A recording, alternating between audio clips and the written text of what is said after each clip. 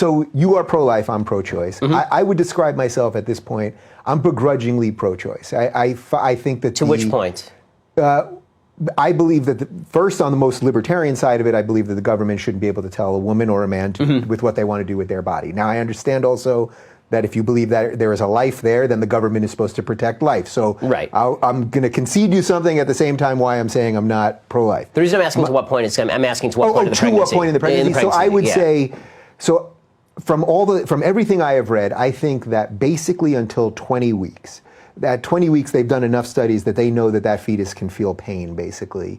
And that I would say at that point, I mean, this is where... So you're not actually pro-choice, right? I mean, you're pro-life beyond 20 weeks. Right? So, because people who proclaim they're pro-choice are generally pro-choice all the way to point of birth. No, I've had people on the show who have told me that literally till the week before a 9-month term they're pro-choice. That's in the Democratic Party platform, yeah. Is it quite in the Democratic Party platform? To the point of birth is in the Democratic Party platform. That really is. Yeah. I mean, okay, so it's pretty radical. So that to me, that's true radicalism. Like that to me, look, if a normal pregnancy happens at 6 months for whatever, a woman gets in a car crash and whatever, and there's a pregnancy, a 6-month-old baby most of the time lives, but so I would argue that basically for the first 20 weeks that it's a shitty thing. It's an unfortunate, horrible thing that no one wants to do. Why? But I would say that the woman should be allowed to choose what to do with her body. So I'll ask you. So I'm asking you why on that. Why is it a bad thing? Why is it bad? It's a terrible, terrible thing you said up to that point. Because so I do believe that, look, I can't tell you, no one can tell you where the genesis of life begins. So I do believe it is a life. Some of this is just a little bit of belief. No, that's fine. So, you're acknowledging that it's at least a potential life. Yes, without question. But you think that the woman's right for any reason or for some reason to do an abortion? Well, this is where I wouldn't want the government moralizing people, and I wouldn't want the government telling people what to do. So in the best way that I can be intellectually consistent, I would say that for any reason up until 20 weeks, where science has proven the fetus can feel pain, that I think you should be allowed to have an abortion. After that, and here's where I think the real argument is, well, all right, if the government is now going to come in and say you can't have an abortion, does the government now owe you anything? Which I also think is a very untenable position, because I don't want the government having to give you things. Well, I mean, I can't kill. If I have a duty not to kill you, right? Yeah. I mean, I assume. Agreed. So if we agree on this, if I have a duty not to kill you, that doesn't mean I also have a duty to support you. I mean, you have a husband to do that. Right, but if it's Patreon that does that, actually. But if the government tells you, okay, so I get that point. But if the government tells you, right. But if the government says you cannot do this, and the government says I can't kill my child, but it's not my job it's not the government's job to support me in supporting my child. Right, but if you were trying to kill your child, I think the government has a right to come in and take away my child. Yeah. Right, and that's what the pro-life position would be, is that if you're trying to kill your child, the government has a right to come in and protect the child.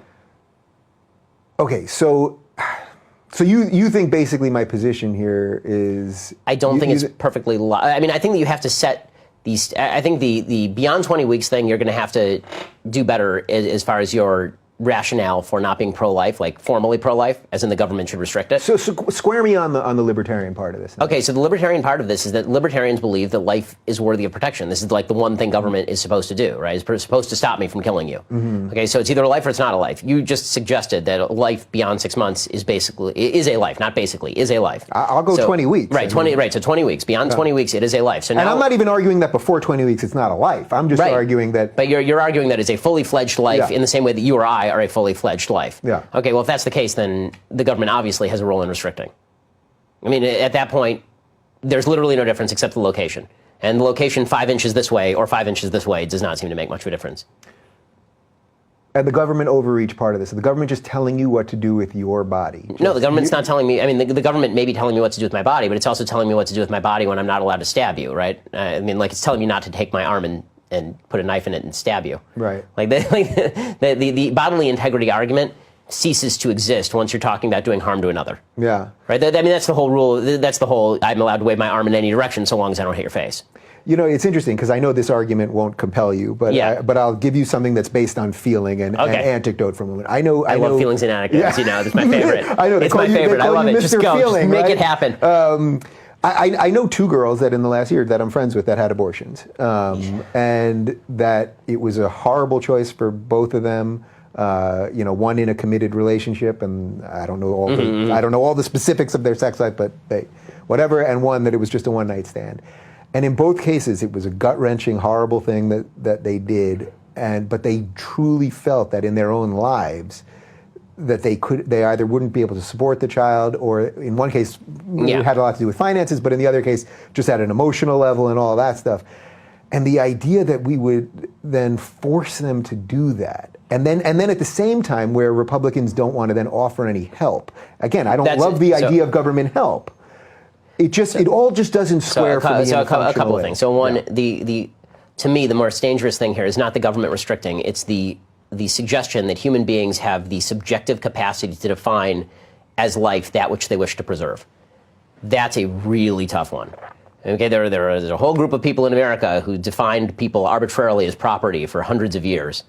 And if you said, the government's going to remove your property from you, the libertarian position, the way that you're articulating it, might have been, okay, well, they define that as property. Who are you to tell them that it's not their property, right? That black human being is not the same as a plow. And I'm not accusing you of being pro-slavery, but the argument is strikingly similar. In that, once you say that someone gets to define a human life based on their own emotional state, that's a really dangerous place to be. There's got to be some sort of objective definition of human life at which time is protected. And you agree with that because you agree that it's past birth, right? But I'm saying that it's not past birth. I'm saying it's much earlier than that. And as far as the financial point, this is what adoption is for. Again, the difficulty that you will have in bearing a child, no one's ever ready, first of all, to have a kid. When you have kids, you make, if you're lucky, you make decisions. If you're not lucky, there's an accident, but then you're lucky because there's a kid. Kids are wonderful. I have two of them. Doesn't mean that you're going to be happy with your kid. Maybe you'll be unhappy with your kid. Maybe your kid's a crap. I don't know. But we can also revisit this in 10 years. That's true. But your level of personal discomfort with having children has no impact morally on the definition of whether that person is a life or not. So the difficulty argument cuts no ice with me. So even if I jump on board that, does the government or does society have any role then in making sure that life is protected as a life? The answer is yes, but the government's role is not in terms of positive rights. It's more in terms of negative, meaning if you mistreat the child, if there's malnourishment, if you're not taking care of the kid, the government will come in and take the baby away from you. And the government should come in and take the baby away from you. You shouldn't be allowed to starve your baby.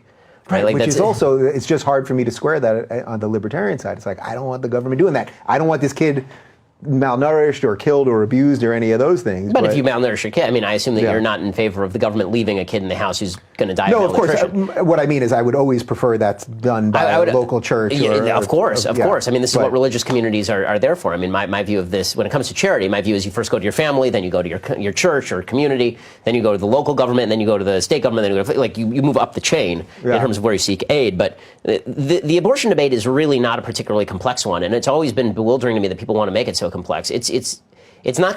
Bottom line is, if this is a life, if this is a thing of value, then your arbitrary decision that it is inconvenient for you does not trump the independent rights of that life. No. It's really that simple. And any attempt to obfuscate that, you're going to run into all sorts of problems that are equally applicable to adults. Right? As soon as you say that, I didn't want to have a kid because I can't afford the kid. How many couples can afford a kid when the kid's one? Right. We're not ancient Spartans. We're not going to take our children and start throwing them off cliffs, right? It's not 300. This is in China, right? Yeah. The pro-life position, it seems to me, it's pretty clear. I don't think that it's a vague argument. I don't think it's a particularly complex argument. I think that people try to make it more complex because they're looking for a way to make it more morally palatable or emotionally palatable for them to do something they want to do in the first place. What do you make of how sort of the left, or at least Hollywood, let's put this in, nobody ever has the gut-wrenching decision to have the child. Mm-hmm. Right? You only hear the stories about the gut-wrenching decision to terminate a child. You never hear the gut-wrenching say, I was really struggling with, should I have an abortion or not? And then I made the gut-wrenching and ultimately really difficult decision to have my baby. No, it always turns out that it's like, I was thinking about getting an abortion, then I decided that was a bad mistake, and then I had the kid and it's been great. Right? Like it's never gut-wrenching to choose to have it. You only hear people speaking in the terms of gut-wrenching and difficult and all the hassle I had to go through to make this decision when they make the eventual decision that they want to have an abortion, which says to me a lot of people know deep down that they're doing something that has moral weight. And they don't want to acknowledge it, so instead they just rewrite the logic and say this thing has no moral weight at all. And this is why I was asking you at the very beginning, why is it bad that somebody has an abortion at 19 weeks? Right? If you acknowledge. I am acknowledging. I know. Yeah. And if you take the safe, legal, and rare position, this is why I think the Democratic Party position from the 90s makes no sense. When they say safe, legal, and rare, the question is why rare? You wouldn't say removal of a polyp, safe, legal, and rare. You'd say safe and legal, right? I mean, it's a polyp. If your position is a baby's not a baby, then who cares if you kill it? If your position is the baby's a baby, then you got a whole world of hurt on your hands, morally speaking, by saying it's okay to kill it. Yeah, and as I would have said to you when we started this portion of the conversation, I mean, this is why I say begrudgingly. Yeah. I'll get you over here eventually. Yeah, all right, we'll do this again. I'll keep battering you on this issue. I'm nothing if not flexible mentally.